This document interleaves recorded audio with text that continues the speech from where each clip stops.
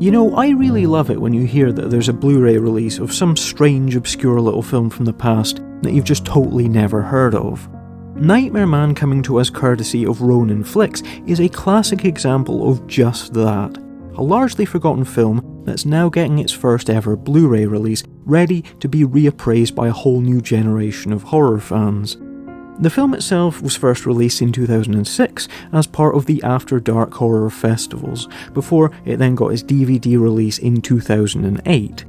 But this is going to be the first time that anyone's ever had a chance to see this film in glorious HD, and I'm betting that for quite a few people this will be a first time watch. It certainly was for me.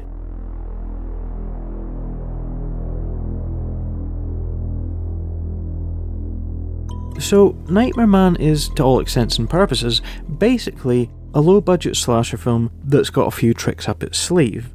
I'm going to keep this whole review spoiler-free as much as I possibly can, but suffice to say, it's one that's got some twists and turns along the way.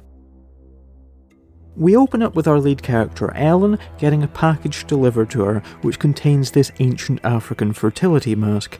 It turns out that she's been having some intimacy issues with her husband, and hopefully she figures this will sort things out between them. Unfortunately, that's not the case, and we flash forward after getting our first nightmare scene of Ellen getting taken away to a medical institution. It seems she's been getting plagued by all these terrible visions of this demonic masked figure, which are fucking her up, and her husband figures that she needs to get it dealt with. Anyway, their car breaks down and Ellen is left on her own, where of course she's soon being menaced by the Nightmare Man himself, the dude from her nightmares, and so she takes off into the night. She runs away until she gets to a cabin in the woods. There's a bunch of friends there who are in the midst of a night of sexy party games when this crazy woman bursts in on them saying she's being pursued by the devil himself with a knife. So the rest of the film plays out as a kind of siege, with the group of friends all trying to get sense from Ellen and to figure out who it is that's actually out there. Is it just a crazy guy with a knife, or is it actually a supernatural demon like Ellen claims it is, whilst they're all getting picked off one by one, whilst also being stuck in this pressure cooker environment where all kinds of tensions between the friends bubble up to the surface and they're forced to face their fears.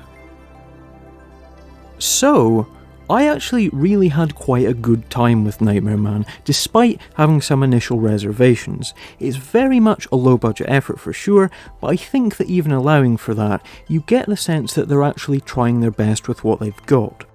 It plays its situations for the most part fairly straight, in spite of having some obvious budget constraints.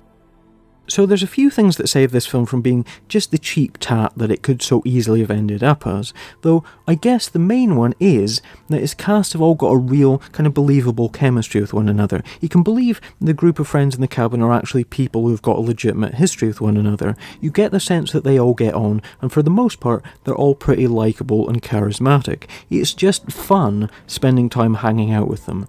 They're not just your totally bland, generic slasher movie victim characters, even if they do seem to be an incredibly horny bunch.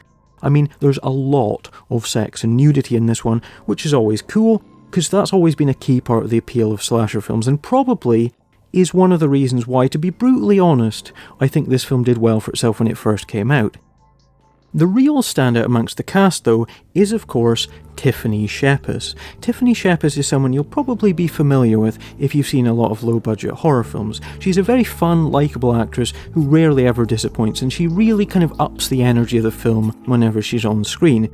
She's just got a great charisma and presence to her, and thankfully, she's given the lion's share of the action in this one. That's not really spoiling things, to be honest. She is the main headline star of this one. She is the first name in the credits, which is good because she's the kind of actress who, in quite a lot of cases, because she would go on to become so busy, because she's in such high demand, you'll often see her name in the credits of a film and she'll turn up for like 5 minutes just doing a cameo.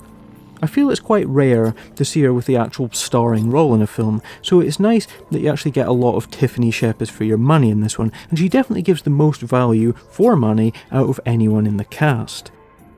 In fact, you know in a lot of slasher films when you get introduced to all the characters, and you get all the usual kind of archetypes and you can figure out who all the characters are, and often you feel like you can pick out the obvious final girl type?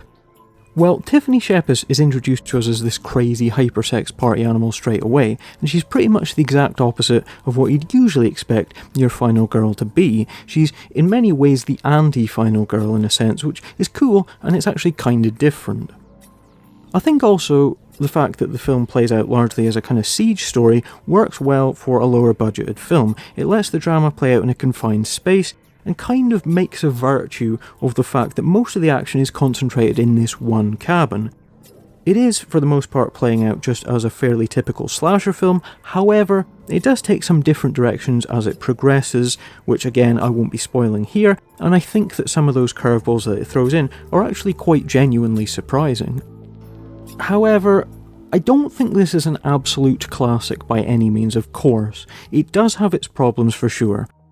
I think one of the main issues, especially if you're the sort of person that's very fussy about picture quality, is that a lot of this film is set at night, and it's very, very dark to look at, and it's even kind of murky in places. I get that it is meant to be dark, but it's just, I think that the kind of cheap digital cameras that you had at this time don't really do the best job. They tend to kind of flatten things out, and a lot of the time, you get a kind of dark, splotchy image which can get quite annoying when you spend too much time in the dark. I think also, keeping with the look of things, the actual mask of the Nightmare Man himself, which is meant to be a tribal thing, just looks kind of crap, and he doesn't in any way cut a sinister figure, and the fact we're meant to be wondering is he actually a demonic manifestation, or is he just a guy with a knife, means that you never get a chance to actually be scared of the baddie any more than you would literally just any bog standard dude with a knife.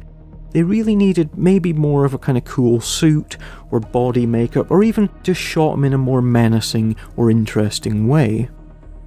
And I guess the last big problem I have is the same problem that plagues most low-budget films, and that is pacing. One of the worst things about films with very low budgets is that they suffer from just having a kind of general lack of incident. There isn't enough going on. They're often little more than just a few key set pieces strung together, and it's the bits in between where the lack of budget really shows. Nightmare Man at least has got a cool cast of characters that you can root for, so you don't mind so much that the film is very, very light on plot. But it's just really bare bones. There's a lot of empty space surrounding the key plot points. Even though it's setting up the main drama of the film, I think that the first 10 minutes or so of this, when we see Ellen and her husband arguing and she's in the car getting terrorised, they really hurt the film. They really start things off on a poor note. And it's not until, to be honest, the second Tiffany Shepis turns up that it feels like things are really starting. And I could have done with things just starting with a group of friends in the cabin, and then you go back and explain Ellen's dilemma in flashbacks. It would have been a punchier way to start things off, and it would let Ellen be a much more ambiguous figure, where you're not entirely sure if she's genuinely being chased and in peril, or is she just crazy. But I mean, overall, I definitely didn't hate this one by any means. It is kind of fun, and already it's got something of a nostalgic feel for me, of being a film that's got the feel of belonging to an already bygone era. Tiffany Shepis is absolutely your major reason to watch this one. She pretty much carries the whole film. If you've never seen her in a film before, then I think this would be a good place to start. If you're familiar with her and you're a fan, then checking this one out is a must. It's a decent, fun, totally unpretentious little slasher film with a likeable cast of characters and some fun twists up its sleeves.